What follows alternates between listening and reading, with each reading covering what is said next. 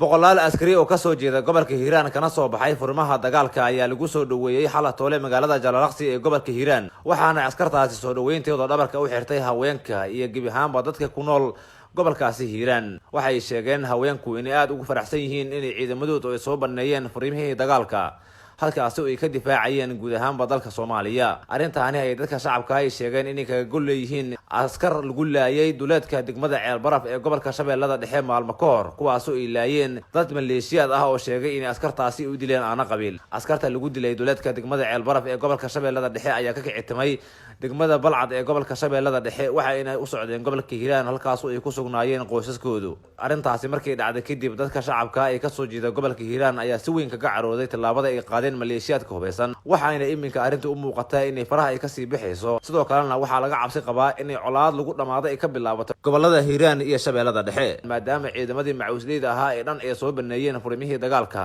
ayagoo sheegaya in difaacayaan beesha ay ka soo jeedaan dawladda Soomaaliya oo isxilqaantay ayaa tilaabo u qaaday soo qabashada rag maleeshiyadka ahaa ee dilkaasi u geystay askarta ka tirsan xoogga dalka Soomaaliya kuwaas oo lagu xasuuqay duleedka degmada Ceel Baraf ee gobolka Shabeellada Dhexe ugu yaraan 20 maleeshiyad ah ayaana laga soo qabtay duleedka degmada Ceel Baraf ee gobolka Shabeellada Dhexe kadib markii dhulka hawdka ay isku bilaariyeen ciidamada xoogga dalka Soomaaliya arintaasi markii ay sameeyeen ciidamada xoogga dalka Soomaaliya kadib waxa soo ifbaxay in 3 nin oo ka tirsanaa maleeshiyadka hubeysan ay lixdaasi askari ay ku dileen duleedka degmada Ceel Baraf ee gobolka Shabeellada Dhexe kadibna dadka ku nool degmada Ceel Baraf ee gobolka Shabeellada Dhexe ay dawladda u gacan galiyeen hase ahaatee dadka shacabka ee ku nool gobolka Hiiraan waxay u muuqataa arintaasi inay u cuntamay laadahay waxaana sii badanaya askarta ka soo jeeda gobolka Hiiraan ee soo baneynaysa furimaha dagaalka ee guud ahaanba dalka Soomaaliya lama oga arintaani waxa ay ku dambeyn karto iyo sidoo kale waxa ka dhalan kara hase yeeshee dadka shacabka waxay dhigeen barnaamij aad u xoogan kuwaas ay ku soo dhaweynayaan ciidamadooda soo baneeyay furimaha dagaalka waxayna sheegeen in ay aad kaga soo horjeedaan madaxweynaha Soomaaliya Xasan Sheekh Maxamuud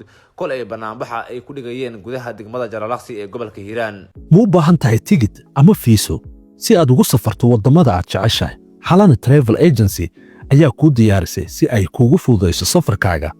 tigidhada diyaaradaha oo qiimo macquul ah adeegyo gaar ah oo ku diyaarinaya safar raaxo leh ha ahaato shaqo dalxiis xaj iyo umro intaba waxaan khibrad gaar u leenahay inaan ku soo saabno fiisooyinka wadamada soo socdo Masar 10 ilaa iyo 15 maalin Hindiya 10 ilaa iyo 15 maalin Kenya 3 ilaa iyo 4 maalin Uganda 5 maalin waxaan ku ballan qaadaynaa adeeg hufan qiimo ku raali geliya maxmil qancintaadan ka shaqeynaa 24 saac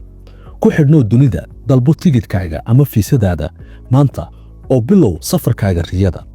wixii faahfaahin intaasi dheer kala xiriir WhatsApp numberka shaashada kaaga muuqda